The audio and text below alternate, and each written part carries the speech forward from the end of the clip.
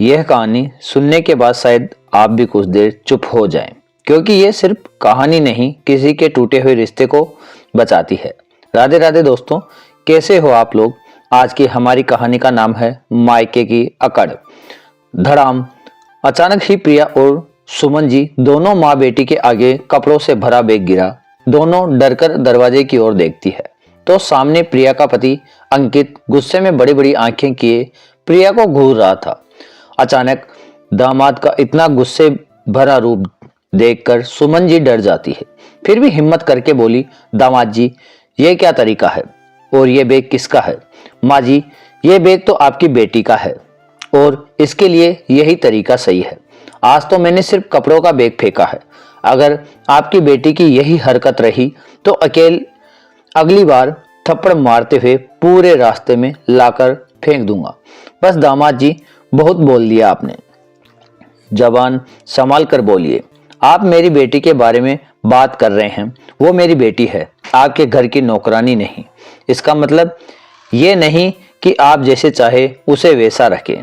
हम अभी हैं अपनी बेटी के साथ, ऐसा कुछ बर्दाश्त नहीं करेंगे, समझे।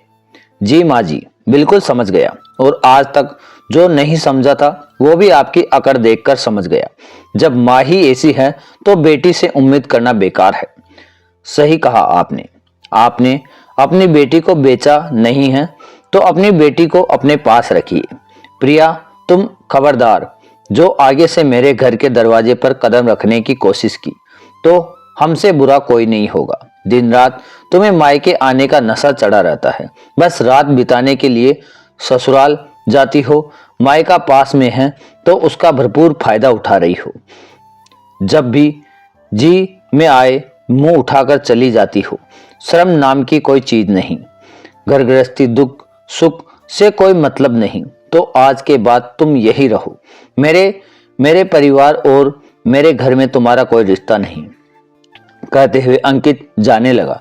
तभी पीछे से प्रिया के पापा रमेश जी ने टोका, बेटा सुनो। अरे सुनो तो सही, क्या बात हुई है। इन दोनों को छोड़ो, कम से कम मुझे तो बता दो। रमेश जी की बात सुन अंकित थोड़ा शांत हुआ, क्योंकि उसे पता था कि घर में सुमन जी की चलती है। थोड़ा नॉर्मल होकर बोला, पापा जी, आपको पता है 10 कदम पर ही मेरा घर है और शादी को पूरे 2 साल होने को है। प्रिया कभी पूरे दिन ससुराल में नहीं रहती, रोज सुबह चली आती है और रात को जाती है, ये रोज का रूटीन है। पर माँ अकेली घर पर रहती है, पापा नहीं हैं, मैं ऑफिस चला जाता हूँ। प्रिया ने कभी मेरी माँ के बारे में नहीं सोचा। माँ भी कुछ नहीं कहती, सोचकर ही धीरे धीरे वो अपनी जिम्मेदारी समझ जाएगी। लेकिन नहीं, इसे कुछ समझ नहीं आता। एक बार माँ ने मना भी किया था, रोज रोज मायके मत जाया करो। आपको पता है प्रिया ने माँ से कितना झगड़ा किया था, लेकिन आज मैंने मना किया कि आज मायके मत जाना, क्योंकि माँ की तबीयत ठीक नहीं है, तेज बुखार है, एक गिलास पानी उठाकर पीना मुश्किल है।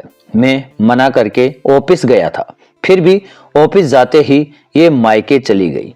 अब आप ही बताइए मैं क्या करूं, अपनी माँ को अकेले मरने के लिए छोड़ दूं। अंकित की बात सुन रमेश जी चुप हो गए। हर बात सही थी, अंकित अपनी जगह बिल्कुल ठीक था। रमेश जी भी अपनी पत्नी और बेटी से लाचार थे। न प्रिया उनकी बात सुनती, न सुमन जी। वही पास में बैठा रमेश जी का बेटा विक्रम ने जीजा जी की बात सुनी तो उसे प्रिया और माँ पर बहुत गुस्सा आया। अंकित को समझा बुझाकर भेजने के बाद विक्रम सीधे हॉल में आया, जहां सुमन जी और प्रिया अंकित के व्यवहार पर दुखी होकर बातें कर रही थी। प्रिया रो रोकर माँ को दुखड़ा सुना रही थी। अंकित ने सब अपनी माँ के कहने पर किया, उनकी तबीयत खराब नहीं है, जानबूझकर नाटक कर रही है, हम दोनों में झगड़ा कराने के लिए। प्रिया की बात सुन विक्रम गुस्से में अपनी पत्नी नेहा को बुलाता है और कहता है, नेहा, आज के बाद तुम अपना मेरा मम्मी पापा का खाना बनाओगी। एक रोटी ज्यादा नहीं बनानी चाहिए, जितनी हम चारों खाएं उतनी ही, किसी 5वीं के लिए खाना बनाने की जरूरत नहीं। तुम किसी की नौकर नहीं हो। अचानक बेटे के बदलाव रूप देख सुमन जी हैरान बोली, अरे बेटा अंकित, यह क्या कम है था जो तुम भी शुरू हो गई। एक जीजा को देखो, पत्नी और पैर की जूती नहीं समझता और तुम जोरू के गुलाम बन रहे हो। दिमाग ठीक है? हम 5 लोग हैं, घर में प्रिया भी है ना? नहीं माँ, बिल्कुल दिखाई नहीं दे रही। प्रिया की शादी हो चुकी है, वो अपने घर रहे, रोज यहाँ आने की जरूरत नहीं। अगर रोज यही रहना है तो अपना काम खुद करें, खाना खुद बनाएं, बर्तन साफ करें, किचन साफ करें। मेरी पत्नी इसकी नौकर नहीं कि नए नए पकवान बनाए। और अगर आपको दिक्कत है तो आप खुद अपना और प्रिया का खाना बना लो। आज के बाद प्रिया और मेरी पत्नी की तुलना मत करना। भैया आपको क्या हो गया? आप ऐसे नहीं थे। माँ से ऐसे कैसे बात कर रहे हो? भाभी है तो माँ खाना क्यों बनाएगी? बहू होने के क्या फायदा? अच्छा भाभी, टाइम पर बहू का फर्ज याद है, खुद के टाइम पर भूल जाती हो। मेरी पत्नी सास ननद की सेवा करे क्योंकि सास तुम्हारी माँ है। तुमने कितनी सेवा की अपनी सास की। बीमार सास को छोड़कर यहाँ चुगली करने में शर्म नहीं आ रही? तुम रिश्ते की कदर सिखाने आई हो। माँ ये इसी लायक है, इज्जत उसी को मिलती है जो इज्जत के लायक हो। आपको समझ नहीं आ रही कि आपका लाड़ प्यार किसी दिन प्रिया का घर बर्बाद कर देगा।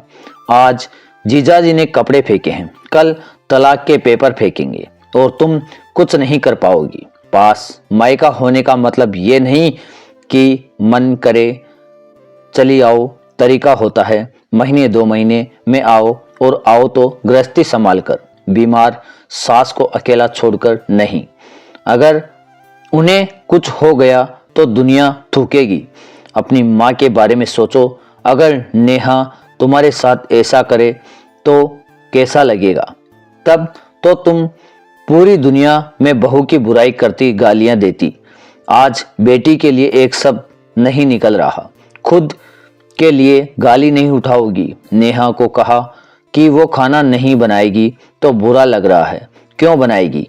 वो भी किसी की बेटी है, उसकी माँ ने भी लाड से पाला है। बिल्कुल सही कहा बेटा तुमने। पीछे से रमेश जी आकर बोले, बहू आज के बाद तुम बस मेरा, अपना और विक्रम का खाना बनाओ, अपनी सास का भी नहीं। ये माँ बेटी खुद बनाए और खुद खाएं। अपने पेट के लिए तो करेगी ना। खबरदार, जो तुमने इनकी मदद की या खाना दिया। अरे वाह, आज आपको भी जोश आ गया। बुढ़ापे में जवानी चढ़ी है, अभी तो तुमने मेरा जोश देखा ही कहाँ। सुमन, अगर मैं पर आ गया तो 2 मिनट नहीं लगेंगे तुम्हें भी कपड़ों समेत बाहर निकालने में। मैं अभी सही सलामत हूँ, घर का मालिक हूँ, खुद का ख्याल रख सकता हूँ। मुझे तुम्हारी जरूरत नहीं, जैसे अंकित को प्रिया की जरूरत नहीं। ये घर मेरा है। माँ बेटी को बाहर निकाल दूंगा। जवान पर लगाम दो और अपना इंतजाम खुद करो। जिंदगी में पहली बार रमेश जी ने गुस्से में सुमन जी से बात की थी। एक तरफ बेटा आग बना था, दूसरी तरफ पति दहक रहा था। ये दोनों ही सुमन जी के बस में थे, तभी घर में उनकी चलती थी। लेकिन आज दोनों खिलाफ हो गए तो उनकी औकात 2 कौड़ी की रह गई। खुद के लिए कुछ नहीं कर पाती तो बेटी को कैसे रखती? घर का तनाव देख, बेटे पति का गुस्सा देख सुमन जी चुप रही। बेटी को समझाकर ससुराल भेजना ही बेहतर समझा। फौरन फोन उठाया, अंकित को कॉल की, माफी मांगी और वादा किया कि अब प्रिया महीने में सिर्फ 1 दिन आएगी। फोन रखकर बोली, बेटी सबका गुस्सा देख रही हो ना, तुम अंकित को समझा सकती हो न? मैं तुम्हारे भैया पापा को, तीनों हमारे खिलाफ हो गए हैं। जैसे अंकित ने तुम्हें निकाला, अगर पापा भैया ने मुझे निकाल दिया तो हम कहाँ जाएंगी? आज खाना अलग करवाया, कल हमें बाहर कर देंगे। भलाई इसी में है कि तुम अपनी गृहस्थी संभालो। फोन पर बातें करते रहेंगे। मैंने अंकित को कह दिया महीने में 1 दिन ही आना। रोज आने से दोनों घर बर्बाद हो रहे हैं। बुढ़ापे में दर दर नहीं भटकना चाहती, खुद बनाना खाना हमसे नहीं होगा। माहौल देख, पापा भैया का व्यवहार देख प्रिया को लगा अगर अंकित की तरह ये भी माँ समेत उसे निकाल दें तो जाएगी कहाँ। ससुराल वाले खिलाफ, मायके वाले खिलाफ कोई रास्ता नहीं। हार कर मजबूरी में रोते हुए बैग उठाया और ससुराल चल पड़ी। न छोड़ने विक्रम गया, न रमेश जी, न अंकित आया लेने। गलती खुद सुधारनी थी। जिस मायके की अकड़ थी, आज वो मायका भी बेगाना लग रहा था। तो दोस्तों, इस कहानी में किसका किरदार आपको सबसे अच्छा लगा, मुझे कमेंट करके जरूर बताइए। उम्मीद है आपको ये कहानी पसंद आई होगी। पसंद आई तो लाइक करें, चैनल को नए हैं तो सब्सक्राइब करें और नोटिफिकेशन बेल दबाएं ताकि अगली कहानी सबसे पहले मिले। अगर ये कहानी आपके दिल को छू गई हो तो आपके ये लव टेल्स 102 चैनल को सब्सक्राइब करना मत भूलिए। आप सभी को बहुत बहुत धन्यवाद।